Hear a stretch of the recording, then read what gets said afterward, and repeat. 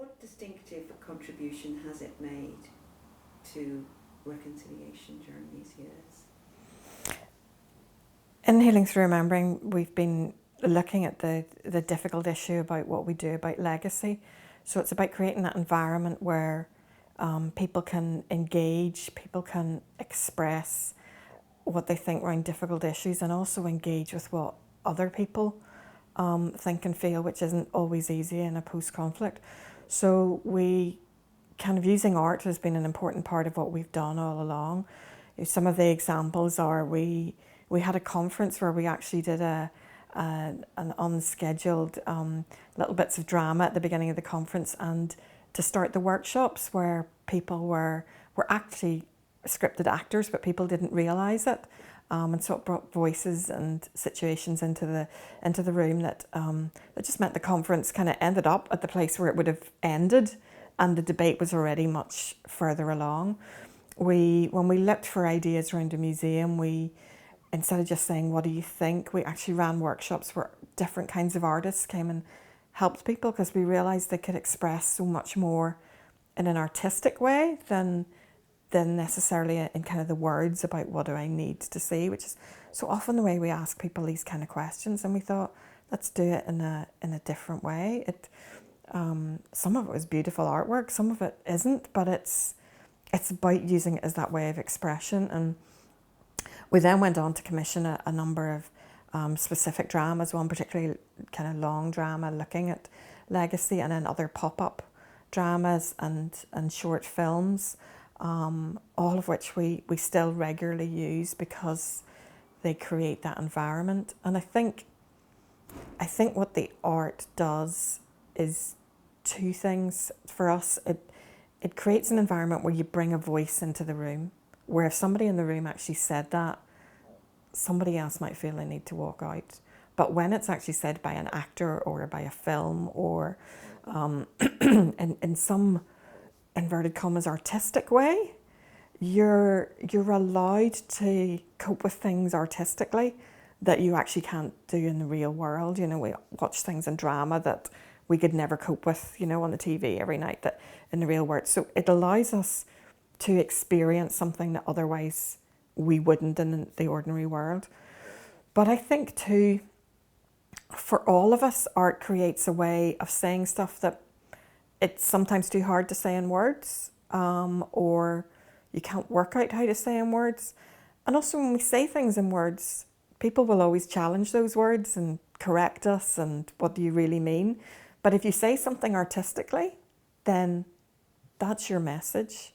And the rest of us almost don't get, we get a right to say what we think and look at it, but we don't get a right to tell you you've done it wrong in the same way. So we all get this opportunity of expressing our own confused, muddled ideas in a way that other people then have to engage with them, rather than it being, I don't think you should have used that word, and what do you mean by this sentence, you know? There's so much has happened and so much, you know, gone on. It's important that people don't find themselves trying to reinvent the wheel. And I think, you know, there's, I don't know exactly what the learning is, because we haven't stopped and caught it. But I think kind of the overarching thing is that it's when you're doing art, you're doing art for an audience, but you're doing art for the art's sake, for the artistic value of it. When you're using art for reconciliation, those of us from reconciliation, we've a different end game, and yet we're working with artists and art products, so they still need to have artistic merit and value. So there's I don't want to say a compromise and negotiation, there's an engagement, there's a relationship in the forming of what you're doing that needs to meet the artistic needs, but also needs to meet the needs of reconciliation, which I think it's amazing that there's been so much of this work and that it continues, because that can be a really difficult meet, because they are like, any artist wants to keep their product true to their art. And I'm amazed at all the people that we've worked with, how they have always understood, well, okay, if you're saying that that's not going to work, or I need to tweak this, in order for it to do what you need it to do, then I'll do that. Now, there are times when they don't compromise because it's there, but so often they do, and they understand and they take on board. And quite how we've all managed to do that, I don't know. I would love to. I would love to know. And I think the other thing is that you can have products and methodologies that all work, but still working out when it's the right activity, the right way of doing it. I still can't work out how we've done that as well, but we need to try and work out how we know what works and when it works. Lots of people are still there, so the details of projects are still there.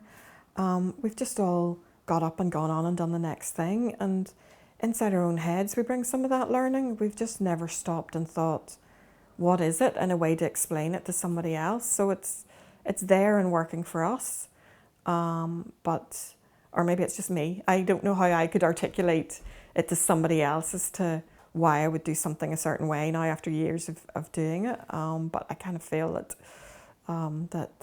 that's what I need to be doing. But you're always busy doing the next thing, or I'm carrying on, rather than finding that space to stop and think, can I work out why we collectively did this that way and that way, and with those people and in that environment and in that context. That space isn't created, but it's all still there. I think if we had the opportunity, if we had the luxury of stopping and thinking about it.